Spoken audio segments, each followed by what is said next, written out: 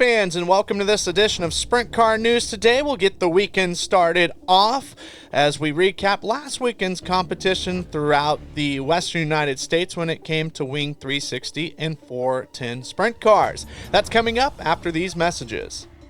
This broadcast is brought to you by Meat Freaks Jerky Club. Get the best jerky the world has to offer straight to your door by visiting meatfreaksjerkyclub.com. Pick your box and plan, tell them where to ship, and receive and enjoy.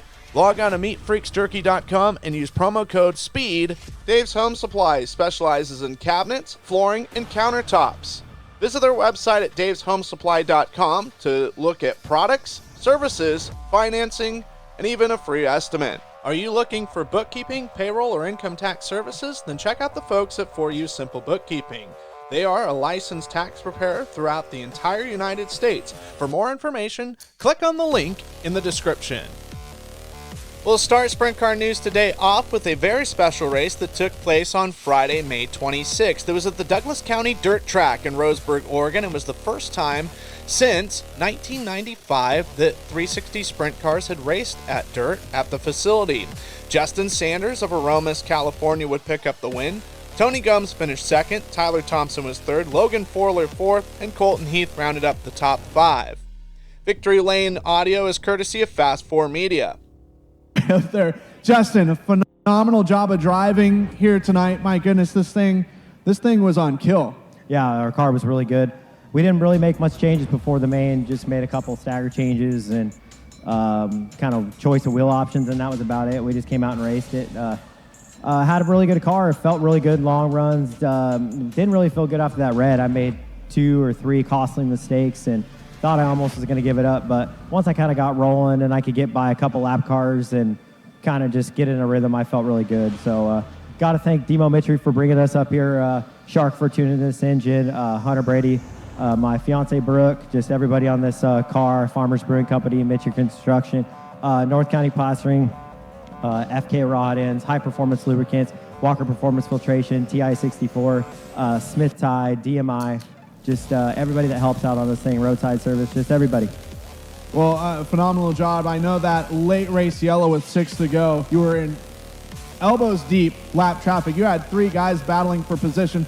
That yellow came out. That had to be, was that a sense of relief? Yeah, definitely. I just had to get down the front straightaway good and not make a bonehead move into one and overdrive it. So, yeah, it was tricky early in the race. I tried to kind of go around the middle, a couple lap cars, and it's just all silt. And after that, I knew no matter what, I just had to stay on the bottom and wait for them to wash out or do something and try to get them down the straightaway. And that's what I started doing, and then it paid off. Well, good job tonight. Good luck rest of the weekend up in Grove. Thank you. Appreciate it. That's Justin Sanders out of Aromas, California, P1. The Sprint Car Challenge Tour headed into Marysville Raceway on Saturday night, May 27th in Marysville, California for their one and only visit at the facility for the Mel and Marilyn Hall Memorial. Andy Forsberg of Auburn, California would pick up the win. Shane Golubic was a close runner-up. Justin Cox finished P3. Gage Garcia was 4th. Michael Facino rounded up the top 5. Victory Lane audio is courtesy of Cali Dirt TV. All right, up here in the press box, doing an unprecedented interview with race winner Andy Forsberg. Andy, all race long, traffic seemingly kind of bailed you out. Yellow supply. Last couple laps, you had Shane Golubic, and it comes down to it. You beat him by 0.006 seconds to win another Mel and Marilyn Hall Memorial. We know how much this race means to you. What about winning it in that fashion?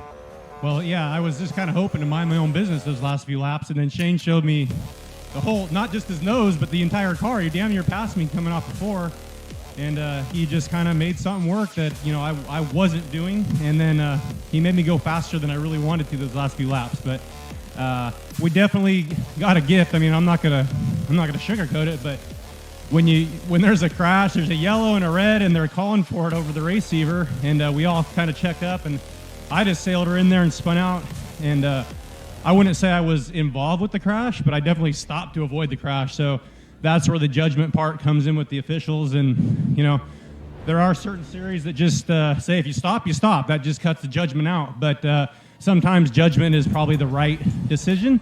Judgment calls are definitely difficult. So I was not involved with the crash, but I definitely stopped. So you can take it for how it's worth. But that was a gift, and we'll take it. But to win the hall race is so special.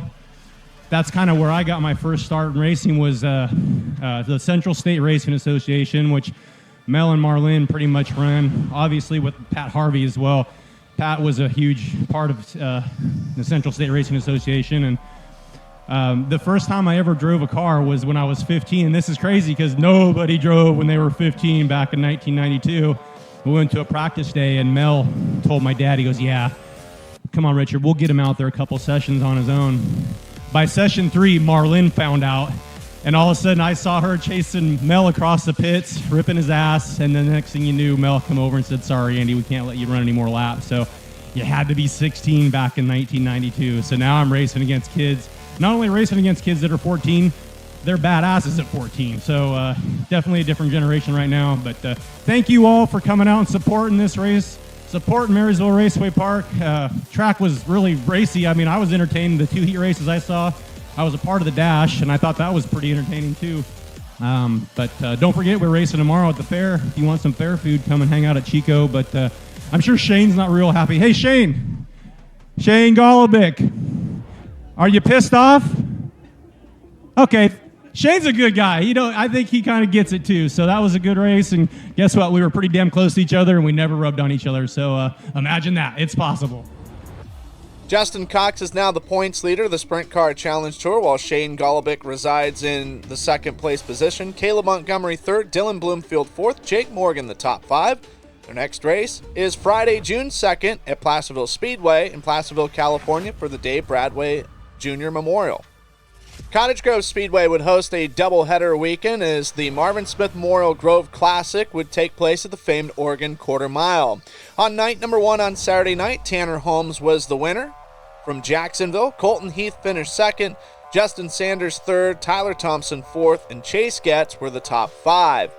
This Victory Lane interview audio is courtesy of DirtOval TV. Here he is, Tanner Holmes. This is big. This is big for you guys. This is a big weekend for you and this team. Splendid job of driving. Thank you. Yeah, no, man, what a race. I feel like all night long, we qualified okay, got through our heat, wasn't great in the dash, and, I just started flipping through my notes, like figuring out which direction to take this thing, and, threw some really good changes at it and had a great battle with Colton Heath.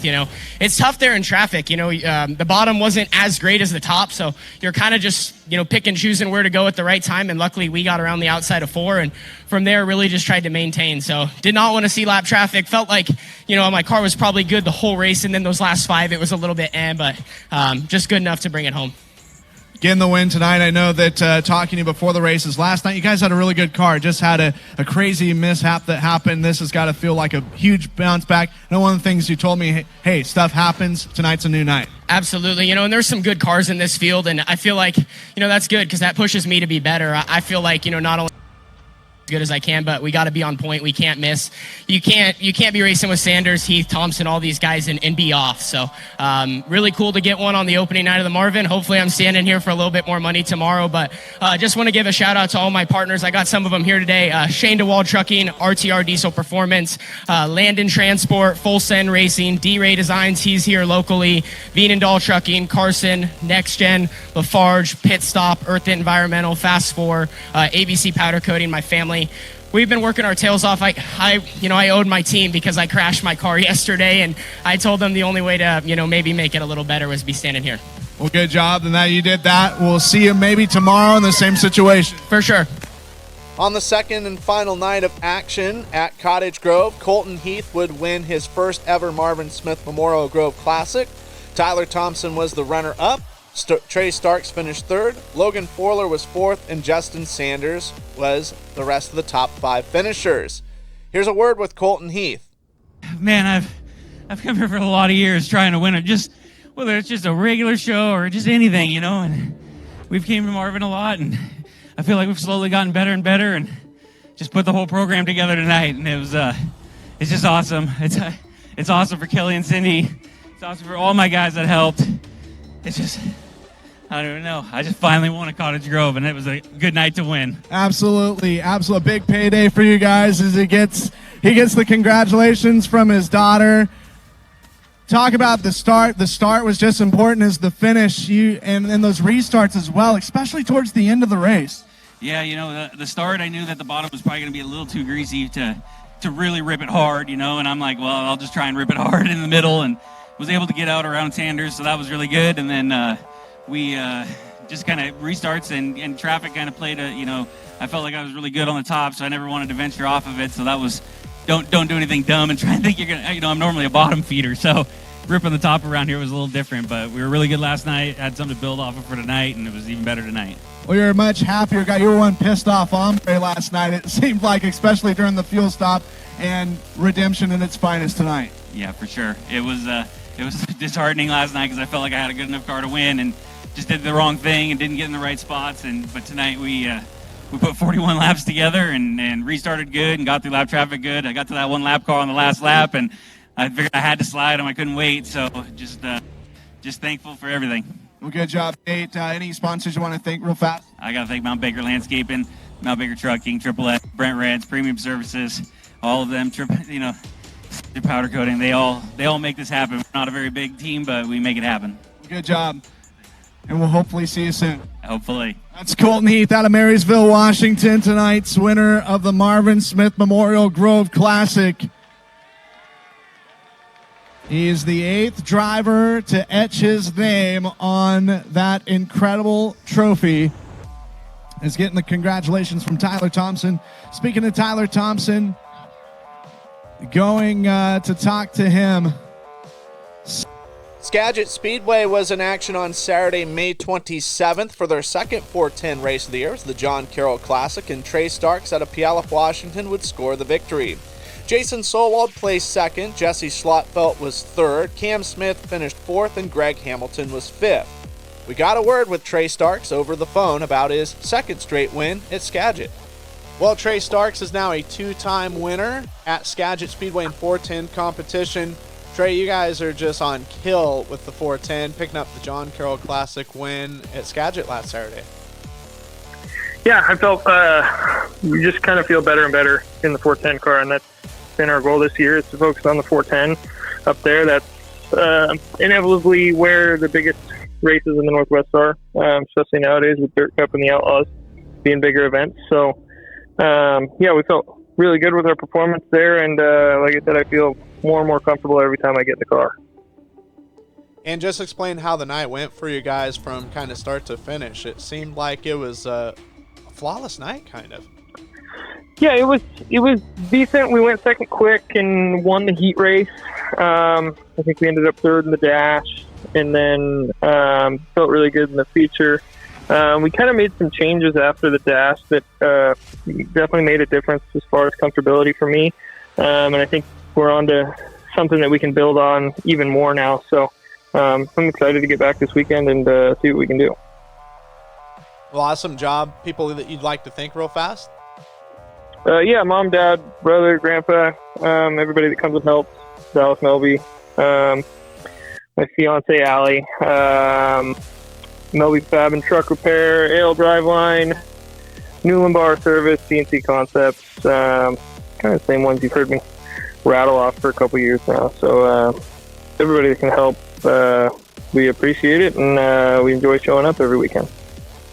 The 410 point standings has Trey Starks in P1 currently right now, Jason Solwald second, Cam Smith third, Luke Didiak fourth, and Jesse Schlotfelt the rest of the top five. Their next 410 race will be this Saturday, June 3rd. Silver Dollar Speedway in Chico, California hosted a stunning race on Sunday, May 28th. The fair race at Silver Dollar, Shane Golobic of Fremont would pick up the victory over Willie Croft. Joey Ancona was third, Andy Forsberg finished fourth, and Joel Myers Jr. finished P5 in the 410 feature. This victory lane audio is courtesy of FloRacing. Well, big smile on Shane Golubic's face. Willie Croft comes over and gives him a congratulation. And he can hear you. How about it for Shane Golubic, race fans? Wow, that's spectacular, huh? Gives me goosebumps, dude.